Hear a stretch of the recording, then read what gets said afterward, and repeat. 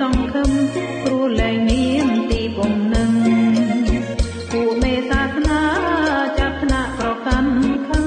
ថាត្រង់តាំងខ្លួនឡើងជាព្រះរាជបុត្រនៃម្ចាស់ឋានសួ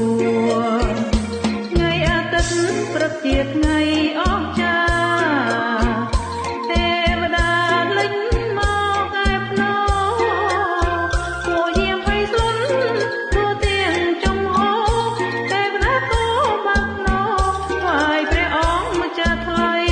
ទ្រង់រស់វិញមានជោគជ័យឥតមានអ្វីខាត់ទ្រង់បានក្តីស្លាប់ចោលចាញ់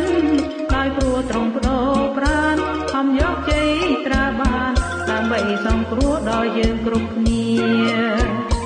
ដូច្នេះយើងអាចចូលមកឯទ្រង់ព្រះគ្រីស្ទទ្រង់មានមេត្តាទ្រង់ស្លាប់ចំនួនក្នុងលោកគ្រប់គ្នាបីថ្ងៃរស់វិញណាចូលយើងតទួទ្រង់កុំបងអង្គនាំខកខានទ្រង់ប្រទានជីវិតថ្មីឲ្យរស់អកលនៅលើឋានសួស្តីបិទទ្រង់ប្រណីឲ្យយើងបាននៅជាមួយព្រះអង្គ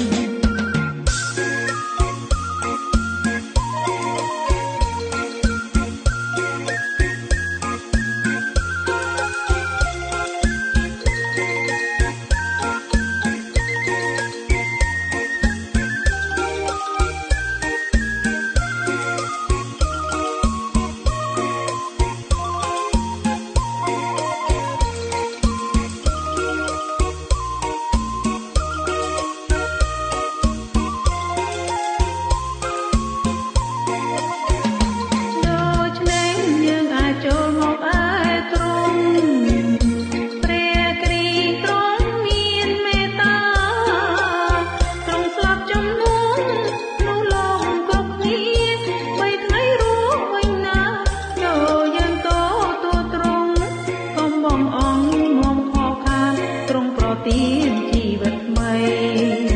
ឲ្យរស់អកលនៅលើឋានសួស្តី